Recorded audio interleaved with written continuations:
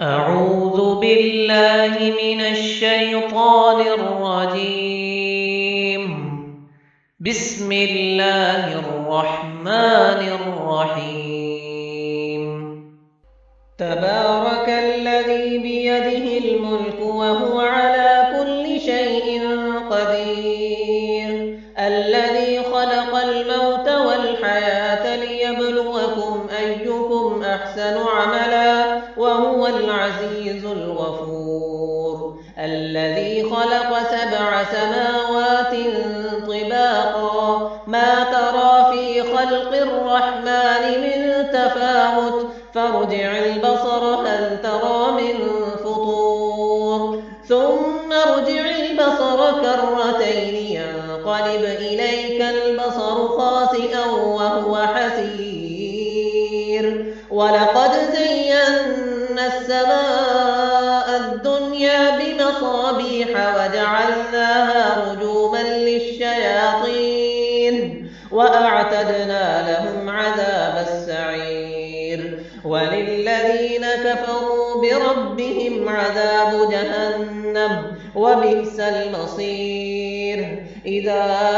ألقوا فيها سمعوا لها شهيقا وهي تفور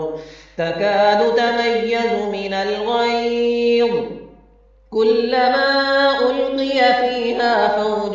سألهم خزنتها ألم يأتكم نذير، قالوا بلى قد جاءنا نذير فكذبنا وقلنا ما نزل الله من شيء إن أنتم إلا في ضلال كبير، وقالوا لو كنا نسمع أو نعقل ما كنا في أصحاب السعير، فاعترفوا بذنبهم فسحقا لأصحاب السعير. إن الذين يخشون ربهم بالغيب لهم مغفرة وأجر كبير، وأسروا قولكم أو اجهروا به إنه عليم بذات الصدور، ألا يعلم من خلق وهو اللطيف الخبير. هو الذي جعل لكم الأرض ذلولا فامشوا في مناكبها وكلوا من رزقه وإليه النشور. أأمنتم من في السماء أن يخسف بكم الأرض فإذا هي تمور، أم أمنتم من في السماء أن يرسل عليكم حاصبا فستعلمون كيف نذير. ولقد كذب الذين من قبلهم فكيف كان نكير. أولم يروا إلى الطير فوقهم صافات ويقبض ما يمسكهن إلا الرحمن إنه بكل شيء بصير. أمن هذا الذي هو جند لكم ينصركم من دون الرحمن إن الكافرون إلا في غرور. أمن هذا الذي يرزقكم إن أمسك رزقه بل لجوا في عتو ونفور. أفمن يمشي مكبا على وجهه أهدى أمن يمشي سويا على صراط مستقيم. قل هو الذي أنشأكم وجعل لكم السمع والأبصار والأفئدة قليلا ما تشكرون. قل هو الذي ذرأكم في الأرض وإليه تحشرون. ويقولون متى هذا الوعد إن كنتم صادقين. قل إنما العلم عند الله وإنما أنا نذير مبين. فلما رأوه زلفة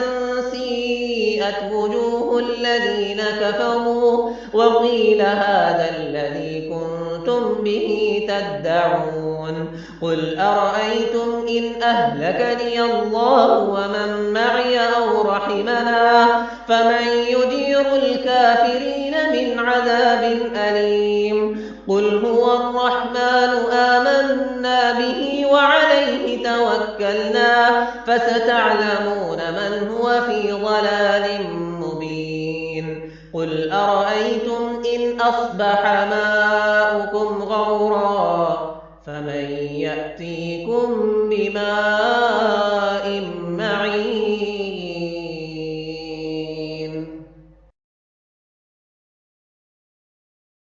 بسم الله الرحمن الرحيم نون والقلم وما يسطرون ما أنت بنعمة ربك بمجنون وإن لك لأجرا غير ممنون وإنك لعلى خلق عظيم فستبصر ويبصرون بأيكم المفتون إن ربك هو أعلم بمن ضل عن سبيله وهو أعلم بالمهتدين فلا تطع المكذبين ودوا لو تدهن فيدهنون ولا تطع كل حلاف مهين هماز مشاء بنميم مناع للخير معتد أثيم عتل بعد ذلك زنيم أن كان ذا مال وبنين إذا تتلى عليه آياتنا قال أساطير الأولين سنسمه على الخرطوم إنا بلوناهم كما بلونا أصحاب الجنة إذ أقسموا ليصرمنها مصبحين ولا يستثنون فطاف عليها طائف من ربك وهم نائمون فأصبحت كالصريم فتنادوا مصبحين أن اغدوا على حرثكم إن كنتم سالمين فانطلقوا وهم يتخافتون ألا يدخلنها اليوم عليكم مسكين وغدوا على حرد قادرين فلما رأوها قالوا إنا لضالون بل نحن محرومون قال أوسطهم ألم أقل لكم لولا تسبحون قالوا سبحان ربنا إنا كنا ظالمين فأقبل بعضهم على بعض يتلاومون قالوا يا ويلنا إنا كنا طاغين عسى ربنا أن يبدلنا خيرا منها إنا إلى ربنا راغبون كذلك العذاب ولعذاب الآخرة أكبر لو كانوا يعلمون إن للمتقين عند ربهم جنات النعيم أفنجعل المسلمين كالمجرمين ما لكم كيف تحكمون أم لكم كتاب فيه تدرسون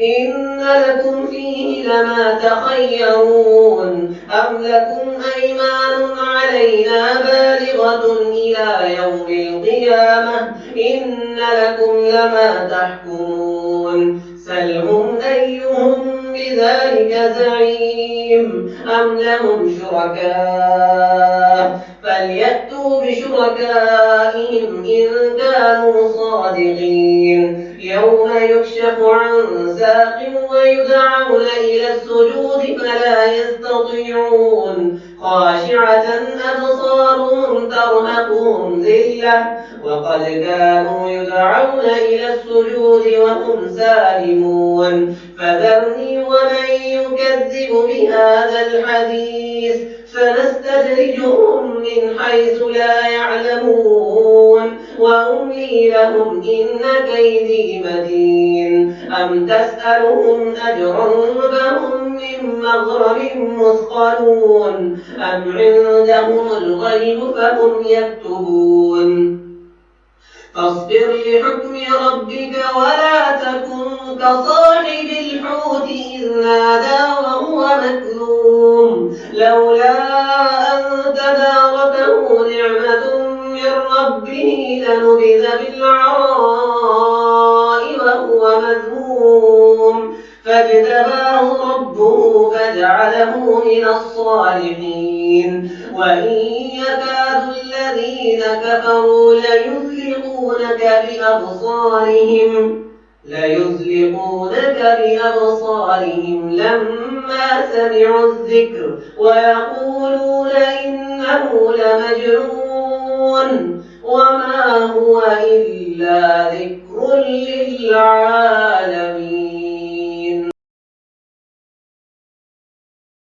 بسم الله الرحمن الرحيم. الحاقة ما الحاقة وما أدراك ما الحاقة كذبت ثمود وعاد بالقارعة فأما ثمود فأهلكوا بالطاغية وأما عاد فأهلكوا بريح صرصر عاتية سخرها عليهم 7 ليال و8 أيام حسوما فترى القوم فيها صرعى كأنهم أعجاز نخل خاوية فهل ترى لهم من باقية وجاء فرعون ومن قبله والمؤتفكات بالخاطئة فعصوا رسول ربهم فأخذهم أخذة رابية إنا لما طغى الماء حملناكم في الجارية لنجعلها لكم تذكرة وتعيها أذن واعية فإذا نفخ في الصور نفخة واحدة وحملت الأرض والجبال فدكتا دكة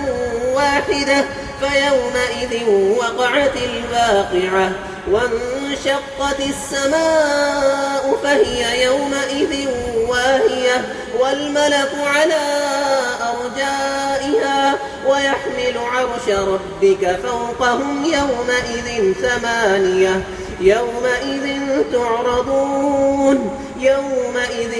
تعرضون لا تخفى منكم خافية فأما من أوتي كتابه بيمينه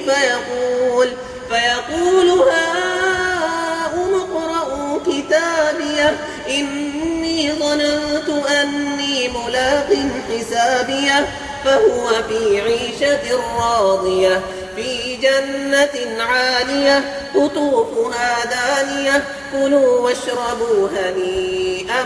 بما أسلفتم في الأيام الخالية وأما من أوتي كتابه بشماله فيقول يا ليتني لم أوت كتابيه ولم أدر ما حسابيه يا ليتها كانت القاضية ما أغنى عني ماليه هلك عني سلطانيه خذوه فغلوه ثم الجحيم صلوه ثم في سلسلة ذرعها 70 ذراعا فاسلكوه إنه كان لا يؤمن بالله العظيم ولا يحض على طعام المسكين فليس له اليوم هاهنا حميم ولا طعام إلا من غسلين لا يأكله إلا الخاطئون فلا أقسم بما تبصرون وما لا تبصرون إنه لقول رسول كريم وما هو بقول شاعر قليلا ما تؤمنون ولا بقول كاهن قليلا ما تذكرون تنزيل من رب العالمين ولو تقبل علينا بعض الأقاويل لأخذنا منه باليمين ثم لقطعنا منه الفتين فما منكم من أحد عنه حاجزين وإنه لتذكرة للمتقين وإنا لنعلم أن منكم مكذبين وإنه لحسرة على الكافرين وإنه لحق اليقين فسبح باسم ربك العظيم.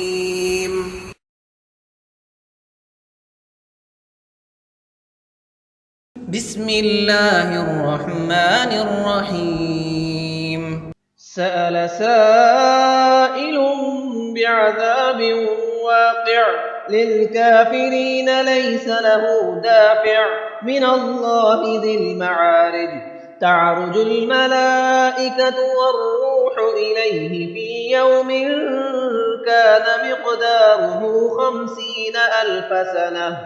فاصبر صبرا جميلا إنهم يرونه بعيدا ونراه قريبا يوم تكون السماء كالمهل وتكون الجبال كالعهن ولا يسأل حميم حميما يبصرونهم يود المجرم لو يفتدي من عذاب يومئذ ببنيه وصاحبته وأخيه وفصيلته التي تؤويه ومن في الأرض جميعا ثم ينجيه كلا إنها لظى نزاعة للشوى تدعو من أدبر وتولى وجمع فأوعى إن الإنسان خلق هلوعا إذا مسه الشر جزوعا وإذا مسه الخير منوعا إلا المصلين الذين هم على صلاتهم دائمون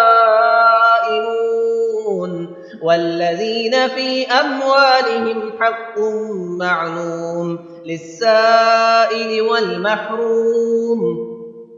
والذين يصدقون بيوم الدين والذين هم من عذاب ربهم مشفقون إن عذاب ربهم غير مأمون والذين هم لفروجهم حافظون إلا على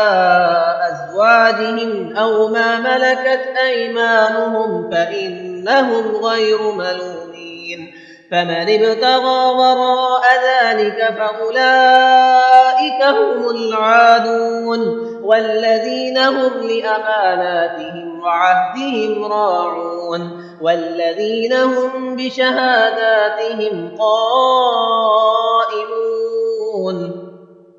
والذين هم على صلاتهم يحافظون أولئك في جنات مكرمون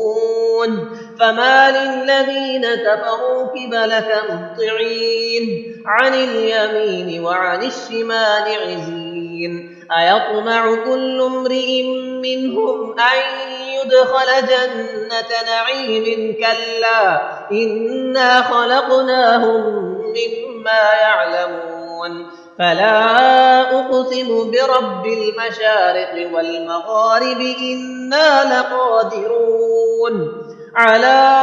أن نبدل خيرا منهم وما نحن بمسبوقين فذرهم يخوضوا ويلعبوا حتى يلاقوا يومهم الذي يوعدون يوم يخرجون من الأجداث سراعا كأنهم إلى نصب يوفضون خاشعة أبصارهم ترهقهم ذلة ذلك اليوم الذي كانوا يوعدون.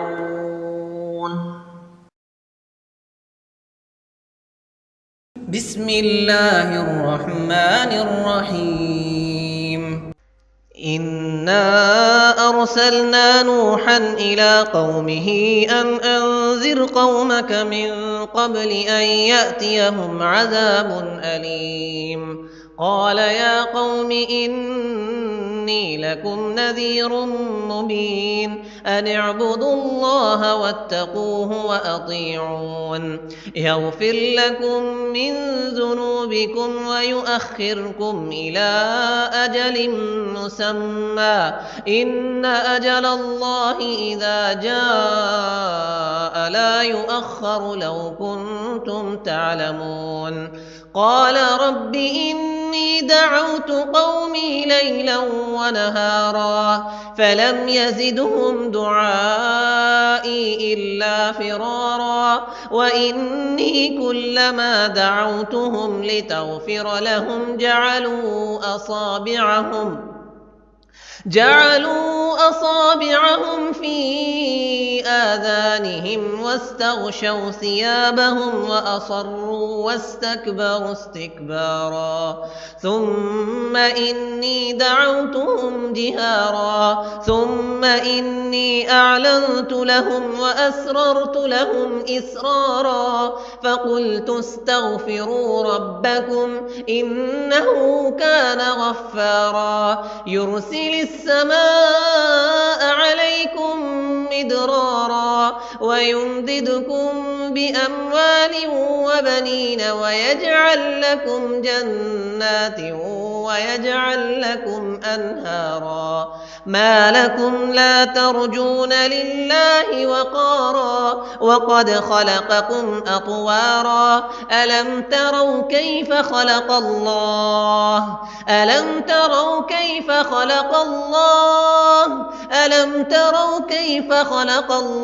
7 سماوات طباقا وجعل القمر فيهن نورا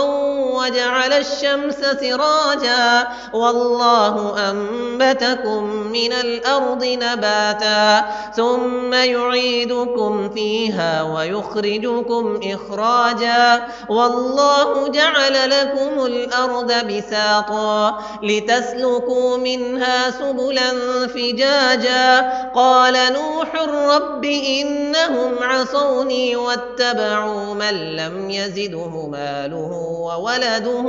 إلا خسارا ومكروا مكرا كبارا وقالوا لا تذرن آلهتكم ولا تذرن ودا ولا سواعا ولا يغوث ويعوق ونسرا وقد أضلوا كثيرا ولا تزد الظالمين إلا ضلالا مما خطيئاتهم أغرقوا فأدخلوا نارا فلم يجدوا لهم من دون الله أنصارا وقال نوح رب لا تذر على الأرض من الكافرين ديارا إنك إن تذرهم يضلوا عبادك ولا يلدوا إلا فاجرا كفارا رب اغفر لي ولوالدي ولمن دخل بيتي مؤمنا وللمؤمنين والمؤمنات ولا تزد الظالمين إلا تبارا.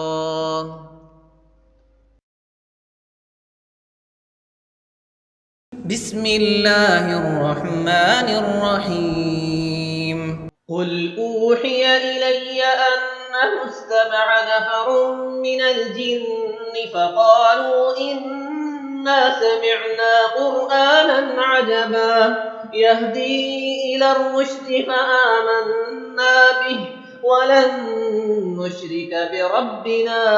أحدا وأنه تعالى جد ربنا ما اتخذ صاحبة ولا ولدا وأنه كان يقول سفيهنا على الله شططا وأنا ظننا أن لن تقول الإنس والجن على الله كذبا وأنه كان رجال من الإنس يعوذون برجال من الجن فزادوهم رهقا وأنهم ظنوا كما ظننتم أن لن يبعث الله أحدا وأنا لمسنا السماء فوجدناها ملئت حرسا شديدا وشهبا وأنا لمسنا السماء فوجدناها ملئت حرسا شديدا وشهبا وأنا كنا نقعد منها مقاعد للسمع فمن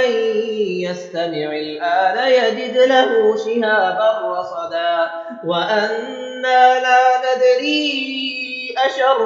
أريد بمن في الأرض أم أراد بهم ربهم رشدا وأنا منا الصالحون ومنا دون ذلك كنا طرائق كددا وأنا ظننا أن لن نعجز الله في الأرض ولن نعجزه هربا وأنا لما سمعنا الهدى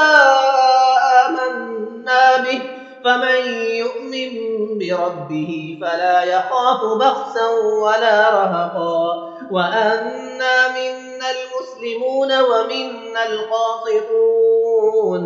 فمن أسلم فأولئك تحروا رشدا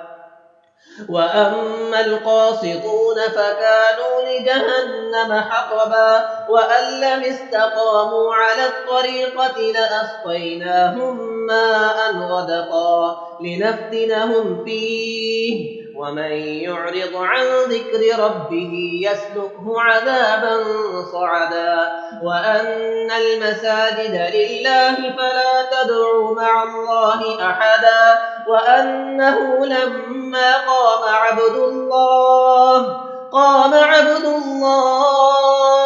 وأنه لما قام عبد الله يدعوه كادوا يكونون عليه لبدا قل إنما أدعو ربي ولا أشرك به أحدا قل إني لا أملك لكم ضرا ولا رشدا قل إني لن يجيرني من الله أحد ولن أجد من دونه ملتحدا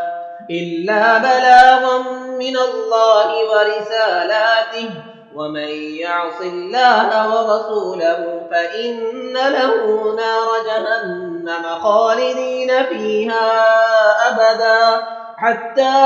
إذا رأوا ما يوعدون فسيعلمون من أضعف ناصرا وأقل عددا قل إن أدري قريب ما توعدون أم يجعل له ربي أمدا عالم الغيب فلا يظهر على غيبه أحدا إلا من ارتضى من رسول فإنه يسلك من بين يديه ومن خلفه رصدا ليعلم أن قد أبلغوا رسالات ربهم وأحاط بما لديهم وأحصى كل شيء عددا. بسم الله الرحمن الرحيم. يا أيها المزمل قم الليل إلا قليلا نصفه أو انقص منه قليلا أو زد عليه ورتل القرآن ترتيلا إنا سنلقي عليك قولا ثقيلا إن ناشئة الليل هي أشد وطئا وأقوم قيلا إن لك في النهار سبحا طويلا واذكر اسم ربك وتبتل إليه تبتيلا رب المشرق والمغرب لا إله إلا هو فاتخذه وكيلا واصبر على ما يقولون واهجرهم هجرا جميلا وذرني والمكذبين أولي النعمة ومهلهم قليلا إن لدينا أنكالا وجحيما وطعاما ذا غصة وعذابا أليما يوم ترجف الأرض والجبال وكانت الجبال كثيبا مهيلا إنا أرسلنا إليكم رسولا شاهدا عليكم كما أرسلنا إلى فرعون رسولا فعصى فرعون الرسول فأخذناه أخذا وبيلا فكيف تتقون إن كفرتم يوما يجعل الولدان شيبا السماء منفطر به كان وعده مفعولا إن هذه تذكرة فمن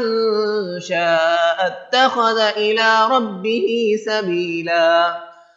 إن ربك يعلم أنك تقوم أدنى من ثلثي الليل ونصفه وثلثه وطائفة من الذين معك والله يقدر الليل والنهار علم أن لن تحصوه فتاب عليكم فاقرؤوا ما تيسر من القرآن علم أن سيكون منكم مرضى وآخرون يضربون في الأرض يبتغون من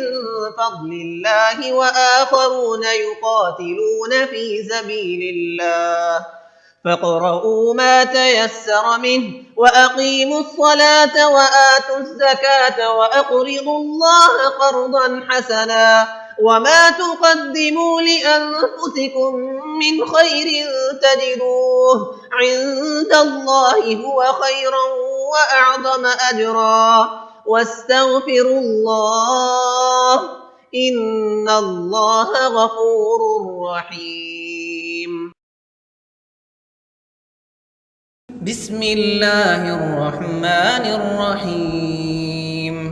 يا أيها المدثر قم فأنذر وربك فكبر وثيابك فطهر والرجز فاهجر ولا تمنن تستكثر ولربك فاصبر فإذا نقر في الناقور فذلك يومئذ يوم عسير على الكافرين غير يسير ذرني ومن خلقت وحيدا وجعلت له مالا ممدودا وبنين شهودا ومهدت له تمهيدا ثم يطمع أن أزيد كلا إنه كان لآياتنا عنيدا سأرهقه صعودا إنه فكر وقدر فقتل كيف قدر ثم قتل كيف قدر ثم نذر ثم عبس وبسر ثم أدبر واستكبر فقال إن هذا إلا سحر يؤثر إن هذا إلا قول البشر سأصليه سقر وما أدراك ما سقر لا تبقي ولا تذر لواحة للبشر عليها 19 وما جعلنا أصحاب النار إلا ملائكة وما جعلنا عدتهم إلا فتنة للذين كفروا ليستيقن الذين أوتوا الكتاب ويزداد الذين آمنوا إيمانا ولا يرتاب الذين أوتوا الكتاب والمؤمنون وليقول الذين في قلوبهم مرض والكافرون ماذا أراد الله بهذا مثلا كذلك يضل الله من يشاء ويهدي من يشاء وما يعلم جنود ربك إلا هو وما هي إلا ذكرى للبشر كلا والقمر والليل إذ أدبر والصبح إذا أسفر إنها لإحدى الكبر نذيرا للبشر لمن شاء منكم أن يتقدم أو يتأخر كل نفس بما كسبت رهينة إلا أصحاب اليمين في جنات يتساءلون عن المجرمين ما سلقكم في سقر قالوا لم نك من المصلين ولم نك نطعم المسكين وكنا نخوض مع الخائضين وكنا نكذب بيوم الدين حتى أتانا اليقين فما تنفعهم شفاعة الشافعين فما لهم عن التذكرة معرضين كأنهم حمر مستنفرة فرت من قسورة بل يريد كل امرئ منهم أن يؤتى صحفا منشرة كلا بل لا يخافون الآخرة كلا إنه تذكرة فمن شاء ذكره وما يذكرون إلا أن يشاء الله وما يذكرون إلا أن يشاء الله هو أهل التقوى وأهل المغفرة.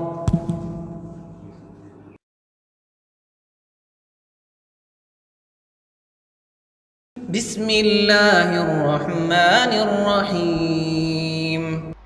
لا أقسم بيوم القيامة ولا أقسم بالنفس اللوامة أيحسب الإنسان أن لن نجمع عظامه بلى قادرين على أن نسوي بنانه بل يريد الإنسان ليفجر أمامه يسأل أيان يوم القيامة فإذا برق البصر وخسف القمر وجمع الشمس والقمر يقول الإنسان يومئذ أين المفر كلا لا وزر إلى ربك يومئذ المستقر ينبأ الإنسان يومئذ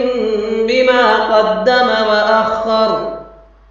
بل الإنسان على نفسه بصيرة ولو ألقى معاذيره لا تحرك به لسانك لتعجل به إن علينا جمعه وقرآنه فإذا قرأناه فاتبع قرآنه ثم إن علينا بيانه كلا بل تحبون العاجلة وتذرون الآخرة وجوه يومئذ ناظرة إلى ربها ناظرة ووجوه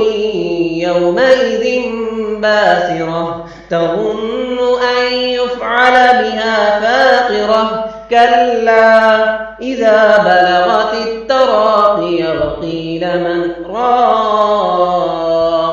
وظن أنه الفراق والتفت الساق بالساق إلى ربك يومئذ المساق فلا صدق ولا صلى ولكن كذب وتولى ثم ذهب إلى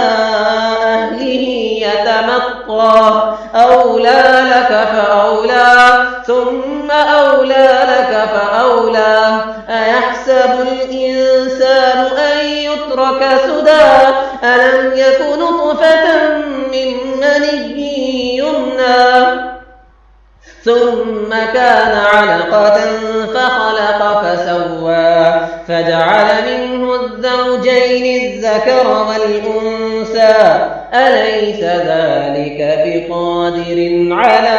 أن يحيي الموتى بسم الله الرحمن الرحيم هل أتى على الإنسان حين من الدهر لم يكن شيئا مذكورا إنا خلقنا الإنسان من نطفة أمشاج نبتليه فجعلناه سميعا بصيرا إنا هديناه السبيل إما شاكرا وإما كفورا إنا أعتدنا للكافرين سلاسل وأغلالا وسعيرا إن الأبرار يشربون من كأس كان مزاجها كافورا عينا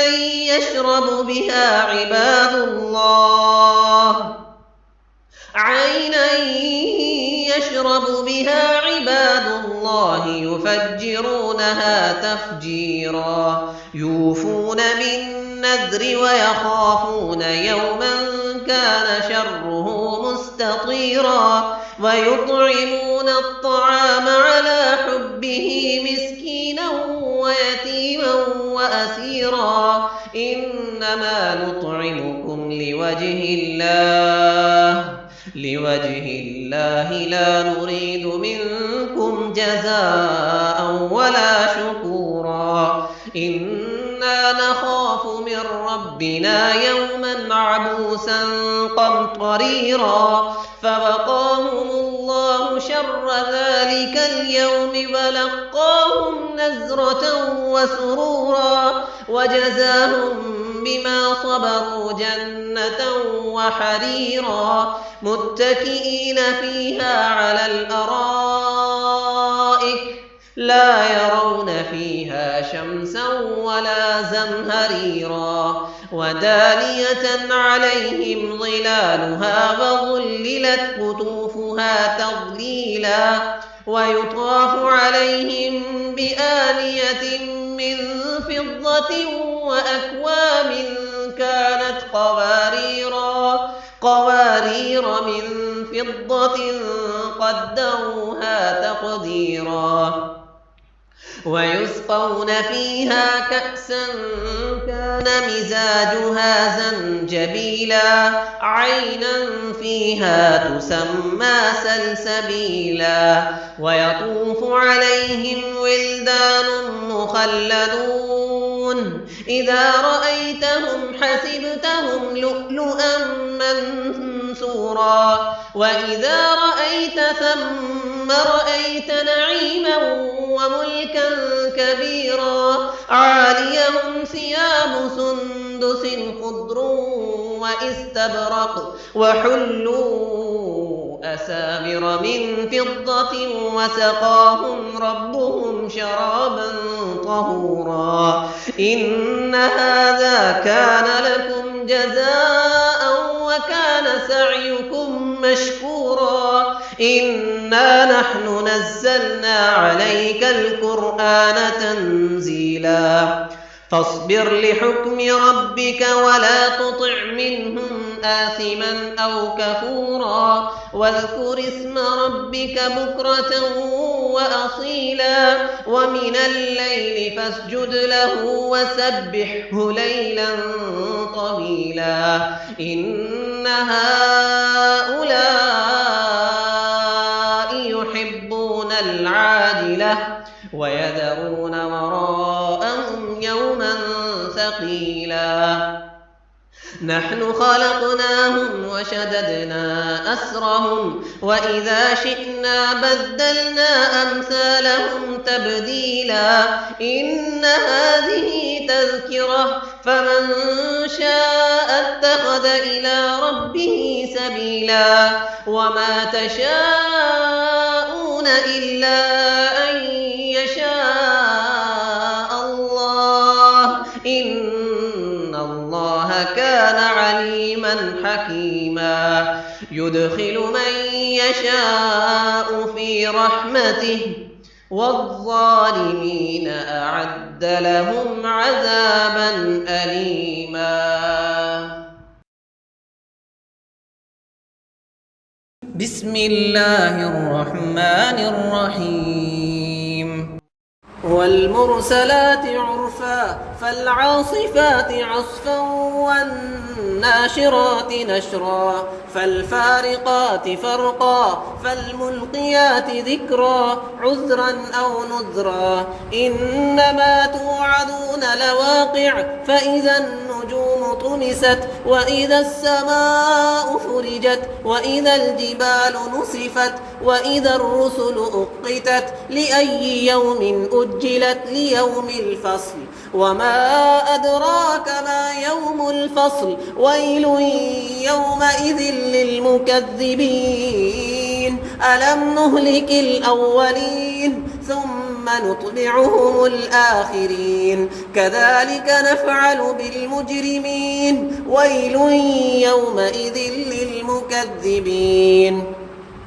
ألم نخلقكم من ماء مهين فجعلناه في قرار مكين إلى قدر معلوم فقدرنا فنعم القادرون ويل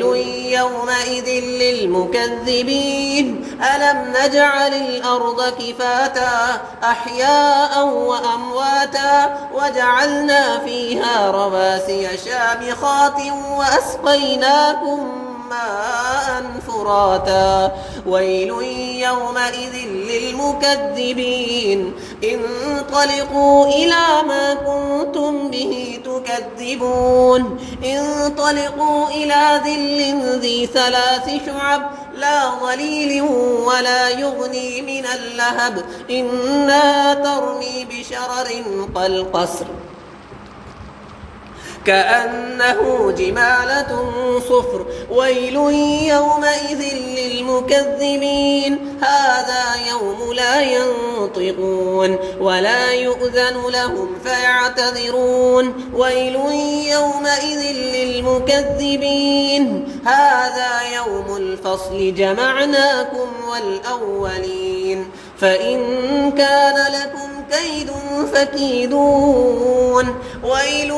يومئذ للمكذبين إن المتقين في ظلال وعيون وفواكه مما يشتهون كلوا واشربوا هنيئا بما كنتم تعملون إنا كذلك نجزي المحسنين ويل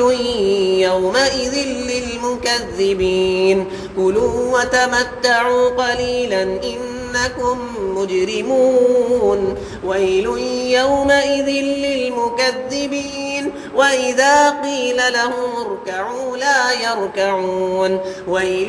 يومئذ للمكذبين فبأي حديث بعده يؤمنون